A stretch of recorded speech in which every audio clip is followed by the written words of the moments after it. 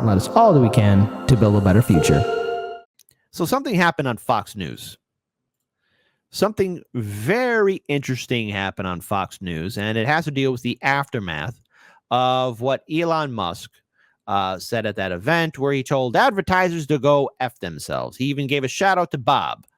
Now, I'm willing to bet he was giving a shout out to Bob Iger to go F himself. Now, I know a lot of us have different perspectives and points of view of Elon Musk, and especially in regards to censorship on Twitter, censorship on all social media platforms. But something happened on Greg Gutfeld's show, and you have to wait for it at the end.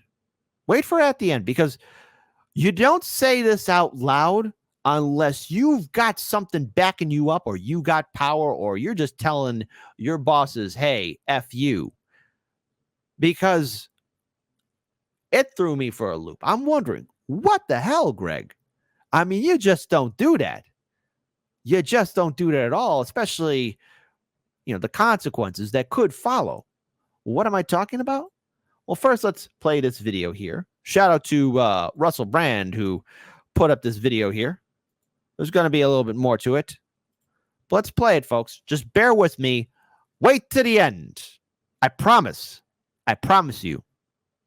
It's worth it. The fact is, Musk may be the last man standing between real freedom of speech and the suffocating block of the censorship industrial complex, which is made up of government, media, and tech forces. He realizes that advertisers have no spine and can be easily cowed by special interest groups in cahoots with political allies. If you don't believe me, I got 2 words for you. Tucker Carlson. Oh, excuse me. Excuse me. Whoa. Greg, buddy. I hope all of you were sitting down. I hope you heard that. Yes, sometimes it's okay. What I like to do when I'm preparing the show, I want to see different perspectives. I want to see the libertarian perspective, the conservative perspective. Yes, the latte drinking liberal perspective, the socialist perspective, the green perspective, all the perspectives. And that means that sometimes I do watch some stuff from Fox News, and I thought, wait a minute. Hold up. Did I hear that properly? Did I clean my ears out properly? Let's just listen to that one more time. You don't have to like what he's saying about Elon Musk, but at the very end, that was a little spicy. If you don't believe me, I got 2 words for you. Tucker Carlson. Ooh, wow. You could hear a pin drop right there. But that's pure gold. And I love seeing stuff like that. I love seeing stuff like that because guess what? It means that maybe the cracks are starting to show. Now, I've made it abundantly clear on this show how I view CNN. I view all corporate media the same. And when Tucker Carlson was let go, when he was let go from Fox News, which was wrong, I feel it was wrong. I said, well, this is the beginning of the end for Fox. It may not happen abruptly. It may not happen like how CNN's going through, but it will go through the same situation because when Tucker Carlson left, he also took his audience too. Now, to be fair here, Tucker Carlson, he ran his show completely independent, free of advertisers. He was able to do whatever he wanted.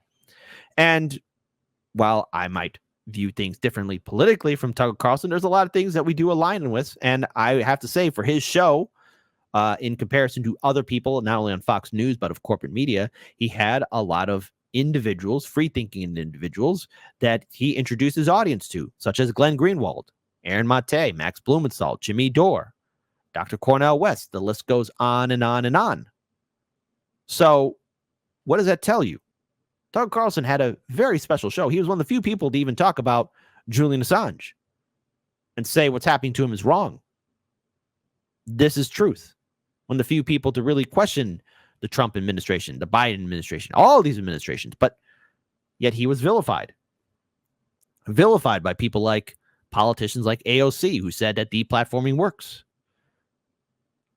I, for one, stand against censorship, but something's happening at Fox. You just don't make a statement like that out loud unless you know you have something cooking, unless there's something happening. So one more time for everybody to hear.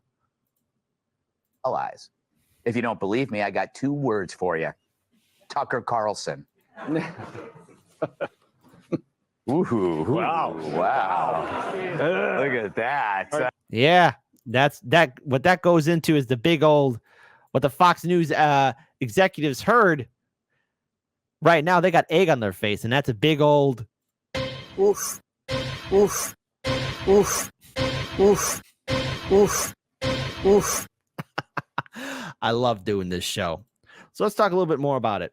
On Friday's episode of the Fox News show, Gutfeld, host Greg Gutfeld left the audience and guests stunned, shocked, when he used former Fox News host Tucker Carlson as an example of a man who was censored by special interests in cahoots with political allies. That was epic. In the clip, Gutfeld says that the ex-owner, Elon Musk, may be the last man standing between real freedom of speech and the suffocating block of the censorship industrial complex, which is made up of government, media, and tech forces. I will not put all my hopes on a billionaire, but okay. To each their own. Hey, freedom of speech. Doesn't mean I have to agree with you. Just I wouldn't get too cozy, okay? Because Elon Musk is part of that big tech circle too. He realizes that advertisers have no spine, and they don't, and can be easily co-owned by special interests in cahoots with political allies, Gutfeld said. If you don't believe me, I got 2 words for you. Tucker Carlson. Everybody was shocked. So as we all know, in April, it was announced that Tucker Carlson was leaving his position as the network's primetime host after the network settled a $787 million lawsuit with Dominion Voting Systems. Because, hey, folks, the United States, we have election integrity. There would never be an incident where votes disappear. Come on, folks. Let's have democracy in the chat. Type 1 for Kit. Our election system has integrity. Shame on you. Shame on you, you horrible, horrible man. How dare you? How dare you think that our democracy would never represent us and that our voting systems would fail us? Type 2. Yeah, man, I know our voting system failed us. I know that. Is the sky blue? Is water wet? What kind of voting is this?